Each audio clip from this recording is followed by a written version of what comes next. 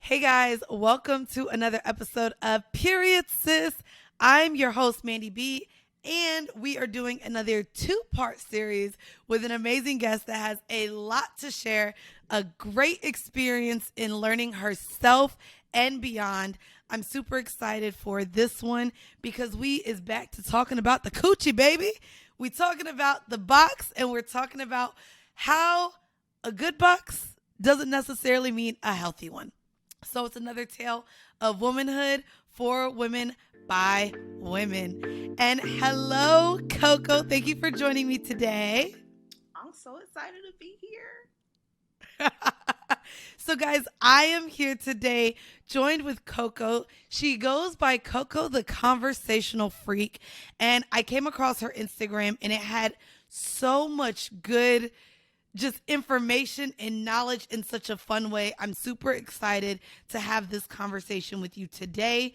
Let's start with the box, but before we get there, can we get a deep dive into kind of what your journey looked like, maybe from childhood or adolescence, or your teenage years, where you became comfortable with the conversation around your vagina? So it's actually really funny because conversation like this was not held in my household at all. I'm Haitian. I was born in like a very religious household. For all the Caribbeans, you already know what that means. If you say Yes. sex, you're going to be buried in the backyard. So it's just pretty much like I grew up, couldn't ask any questions. It's like do what you're told. It was like school, church, home. There was no extracurricular activities for me. So my journey started off pretty rough. I had really bad confidence. Mm. It comes from generational trauma from, people think that they're telling you a good thing by telling you, oh, you're a little too overweight, oh, you're too much, you're too this, you're too that. And it just keeps registering in your head. So when you hit those teenage years, and like a boy shows interest, you're like, oh, okay, hold on. You know what I'm saying? So Right. that led to me being sexually assaulted at the age of 15. So that Oh, always no. played Okay. in my head. And I just had like, okay, let me look for love somewhere else. My dad never told me he loved me until I was 16 years old because in his mind, he went out, he made money, he took care of us. That was his way of loving. So why should I have to actually say it? I'm actually curious. Can I ask you a question and also just because you brought up how there wasn't much uplifting support from you, and hopefully this isn't triggering. I do want to know that the experience of sexual assault at 15, at the time, did you know it was assault? Or is that something that you've realized later on that that was something that you didn't want? So I have, I'm gonna sidetrack a little bit. I have watched you Okay. guys for a while, and one thing that I've learned in my journey is to own it no matter how ugly it is. And yes, it is difficult to Mm. talk about it, but I realized in childhood, my issue was the suppression. Like, oh, it didn't, like constantly putting off to the side. So I'm very open in my journey, and that's why I'm like the conversational freak because let's talk about it no matter how difficult. So basically, this was the assault. He was 18, I was 15. He was a friend of a Okay. friend. And me thinking I'm grown, like, oh, my dad ain't gonna be home, invite him to my house, blah, blah, blah. And I was very naive at the time. He was like, oh, I'm a nympho. And I'm just like, I don't know what that means, but I'm a nympho too. You know what I What does that mean? Right, right, right. But I was trying to be cool. I was like, okay, me too. Okay. So we went to my house and then he wanted to like partake in adult like activities. And I was like, oh no, like I don't do that. He's like, but you said you're an nympho. So what he did was he actually broke my hymen with his hand and was like, well, you're not a virgin anymore, so I guess you could have sex now. Oh, wow. An 18-year-old? That's a fucking psychopath. First of all, you're a grown ass man. But then 2 days later, I go on MySpace and when MySpace was popping, I find MySpace was out the that you have a thing. girlfriend. So Oh, I'm like, this whole wow. time you could have just had sex with her, but why like would you do that to me? So that at that Wow. point it was just hard for me to understand, and I was just kind of like, oh no, that never happened. oh, maybe it was me. And I just tried to justify in every single way until I got older. I'm just like, no, that was pretty, yeah, you're not supposed to do that. So that's something that you kept in. Did you have anyone to talk about what happened or any of that thing at the time? No, I actually just went through that internally and like through, Mm, college even, like there were situations where like one of my triggers during sex, and it's also identifying what your triggers are and communicating that with your partner. Like I don't like when my 100%. I love sucking dick, but I hate when somebody pushes my head down because it Same. reminds me of like in college where I felt forced when someone did that even when I said no. So that's a Mm, trigger for me, but I know that and I'm like, don't do that. I'm not going to flip out cuz I know what it is. It's not you, it's that action. right. So I've just been able to along the journey just figure it out on my own. I went to therapy a few times in my adulthood, but as a child it was kind of just rolling with it. And you know what's so unfortunate with so many women? That's how we understand what's right, what's wrong, what we like, what we don't like. Unfortunately, it's by experiencing those things that we don't like or that traumatize us. And that's so unfortunate because so many of us weren't able to have those conversations with other women at younger ages. And a lot of us did start, at 13, 14, 15, 16 years old, and we didn't know shit. I've had conversations here. I was still fucking washing coochie with shampoo. Like I didn't even really know how to take care of my pussy, but here I go letting guys get in me and do things without really having that knowledge. I do want to ask you too. Then, where did you grow up, and was there any sexual health education in school since you didn't get it from home? So actually I was born in Brooklyn, but I was raised from 3.5 till like 6 months ago in Rhode Island, and that's like the small state in the U.S. So, Yeah, I didn't know anyone lived there. girl, I just be telling people I live in New York at that point. I just be like, yeah, Long Island, whatever. Like, forget it, because clearly you didn't know your 50 states. But for me, the only sex education that I can really remember is the 8th grade, and it was a birthing video. Oh wow, that's it. That was it. That's Yeah, that was it. It's like this. So you are now, and then it goes to the egg, and that's all we know about. So at what point you're now past college, you're an adult. At what point did you start really creating that relationship with your vagina in and out of sex? So I wasn't aware that I was in a relationship that didn't serve me, that was a little toxic, a lot of gaslighting. And I was in it for 6.5 years. I took a solo trip to Wow. Mexico. I was like, I just need to get Okay. away. This is the man I thought I was going to marry and all of this. And 2 days later, I was just like, this ain't going to work.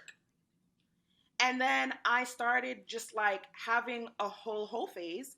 And I was just like, hold on, let me make sure, what do I like? My vagina, like, because I've only known that one man as far as Right. like longevity. So I was just like, I want to just research and Bob, just make sure that I'm good for me because I don't want to catch nothing. No, that's not happening. And like through like research and reading and really just self education, I was able to just know the difference between vagina isn't just texture. It isn't just, oh, her vagina's wet, it's the best. No, it's not, because homegirl just gave you an underlying like infection that you didn't know about. So that's what I want. And I love that you talk about that. A lot of us assume that moisture and wetness means that my box is good and my pussy is wet and it's moist. So let's talk about that then. What is the difference between good box and healthy box? And how do you know when something is essentially unhealthy or unbalanced? Okay, so let's take this into a couple parts. So I think people, even just in action, everybody's focused on the feel good. If it makes us feel good, we don't care about Mm, anything else. We feel good in that moment.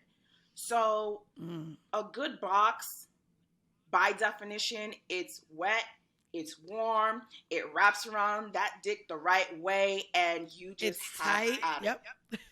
Here's the thing.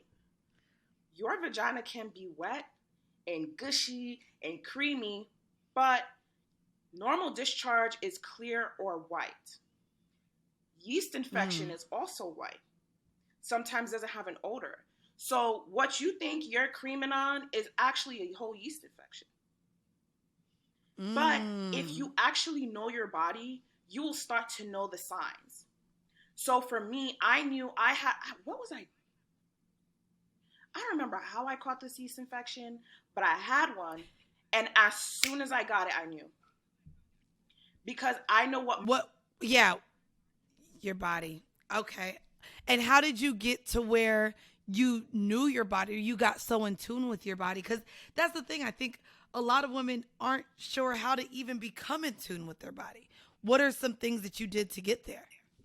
One, and this is a major thing, and I hate the fact that people relate eating good with, oh, I'm trying to lose weight, I'm trying to diet. No. The same way your kidneys need water, your vagina needs water. The same way your liver and they need certain nutrients and able to properly function, your vagina is the same way. People relate sex and vagina as vagina is simply for sex. No. Your vagina is for you, your feminine energy, your power to have babies, for you to enjoy. So why wouldn't you treat it as such? Why wouldn't you treat it like you treat your Balenciagas and your purses? So it's in your diet, like your leafy greens. And if we want to take it a step further, women need to get on their probiotics. Because now, y'all, please don't say Coco done told you probiotics gonna stop you from getting STD. That's not what I'm saying. What I'm saying is when your vagina is very healthy and you have sex with someone who may have an STD, your body can actually reject it where it doesn't actually live and thrive in your vagina because it's so healthy. So your vagina can actually protect you, but you have to protect your vagina first. I know that's right. And so how do you go about doing that? Yeah, like how do you go about doing that? What is your routine in keeping your vagina healthy? What does that look like for you? I cleanse my body out. So what that means is just upping. Some people can't do a juice cleanse. I understand that. So it's just replacing those things where it's just like in the morning, I would put sea moss, spinach, coconut, anything that's like really good for your vagina. I would make it into a smoothie in the morning. Okay. I never missed my omega-3s, my probiotics, and my Happy Flow. I do not miss it. I'm on that every single day, and I drank water like a champ. Okay. And I started noticing like any little change my vagina would do. I like grab my mirror and I'm like, hold up, what's going on? You red? You irritated? Like, what? Wait a second. A hand mirror? Yeah. Wait, a hand mirror? Okay, the hand mirror is, and what do you do with the hand mirror? I take the hand mirror, I spread those legs open, and I look, and I be like, you good down there? We chilling? We good? Okay, so with the hand mirror, what do you look for? What is a sign that you need to change something? I saw even in your post, you talked about ingrowns and noticing the differences between the hair and the follicles. And what are you looking for in that mirror? Talk to me. What are you looking for in that mirror? I actually really love that question. So every woman should have a handheld mirror. Period. Okay. Period. Because if you do not know what normal looks like, you will never know when it's off for you to actually go to the doctor. Okay. So I know my vagina, when she's doing good and healthy, I know what she looks like. When she's a little irritated, I go back in my head and I'm like, okay, did I recently just get a wax? And then did I jump in a pool right after? And I'm trying to connect why you're irritated. Okay. Another thing, what you should be looking for is when you spread your legs open, your organs, like in there, like your clitoris, your inside, it should be a soft pink. Now, if you start to see it like a red, your vagina is irritated. If you are douching, if you are having a lot of sex, how long ago you had sex, all of that makes a difference in that redness. Now, if it's something that persists, you need to go to the doctor to just make sure that it's not an inflammation, bacterial vaginosis, any of that. That's one. Noted. Two, women have this obsession of, is my vagina pretty? Is my vagina, like, everybody's vagina looks different, y'all. Like, it does. Some people's clitoris looks like a little dick. I was watching, well, I'm not going to get into that, but that was the first time I actually. Oh, yeah, no. Clit sizes vary amongst a multitude of women. But that's the thing, too, and that's the problem with porn as well, is they bleach, they wax, they do all these things to their vaginas, and we assume that ours has to look like the women in porn. And again, like, it makes us self-conscious of actually just the normalities of our own vaginas, because yes, they are all going to look different. Yes. So what I want to say to women, especially like if you're having like ingrown hairs, get a dry brush, and before you go get a wax, 24 hours before, dry brush. It'll help decrease the ingrown hairs, but do not pop them, pull them, all of that, because now you're putting yourself at risk for an infection. If you are a thicker girl, you're pulling those ingrown hairs, and you live in Florida like me, it's going to get hot and sticky and sweaty. Those pores, when you pull it out, become open. Now what you just cause yourself to do is open yourself to having a cyst. And it could actually get to a point where they have to cut it open and drain all that fluid out. So by trying to keep up with the Joneses of, pussy looks, you're causing yourself to be put in positions. Now you got a whole scar because of one little bump. Right. That's why I try to like. I ain't doing that. I'll tell you that. Yeah. Okay. So I'm looking down there for that. I guess my other question then for you, outside of coloration inside, like you mentioned, is there anything that I should be looking for coloration on the outside to tell me if something is, again, not normal or unhealthy? So irritation and like bumps, just knowing the difference, because I know a lot of women don't like the waxing and they shave. You know what it looks, you're going to get those like little razor bumps. You're going to get discoloration. It happens. Even I don't shave. I get waxed. I still have discoloration because my thighs rub together. Same. So it's going to be a little darker than the rest of me. And I'm fine with that, because it's just like, you still going to get this bomb wet. So don't look. If it bothers you, don't look, because it don't bother me. So just looking for those like bumps and irritations, knowing the difference. So with the razor bumps, they'll be like really scattered. But when you start to see like just clumps of like small, tiny bumps, just like in clusters, you need to go get yourself checked. Because that's all. Okay, so that's how you would know. That's how you would know the difference between maybe that being either STD related or a rash that isn't caused by your razor. Yes. And by knowing your body, your body will tell you something before it starts to actually manifest. Because, what are the signs of a yeast infection? It might not actually be. There's been times where I felt like I was getting one, and I was able to quickly just stop it. That I do that with UTIs.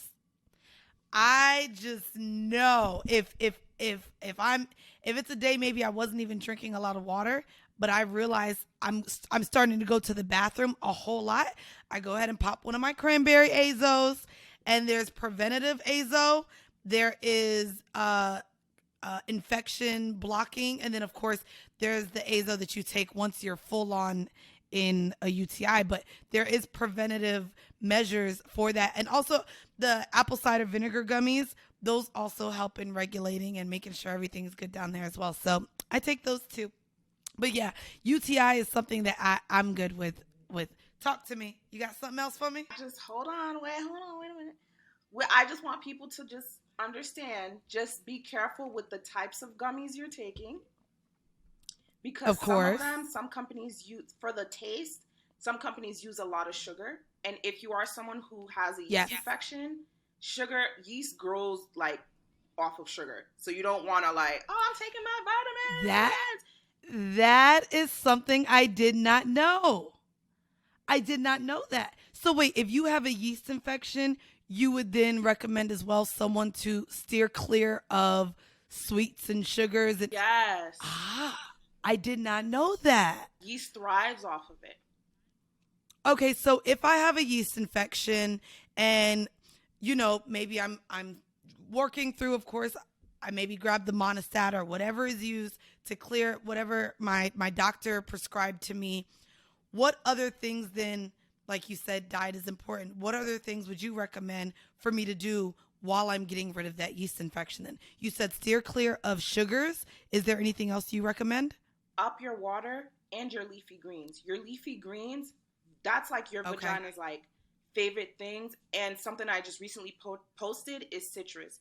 That's why you'll notice, or not notice because you ain't just going to see it, but women who are diabetic get a lot of recurring yeast infections because of the diabetes.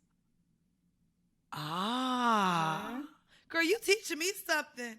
And y'all, we are not doctors. We are just women that are figuring out and learning our bodies. And I think that that's something 100% that we all need to do. And I love, Coco, that you have, this whole setup of I know what I need to do to make sure I'm healthy at all times. I love it. Guys, I really hope that you guys enjoy this conversation. Coco has another story and another tale to share with us, and I'm super excited because it is on something that we have not yet touched here on this pod. So I'm super excited. Thank you, Coco, for joining us in this part 1. Y'all stay tuned for some stats and some facts about how to keep that box healthy, and we will be back. Bye, guys.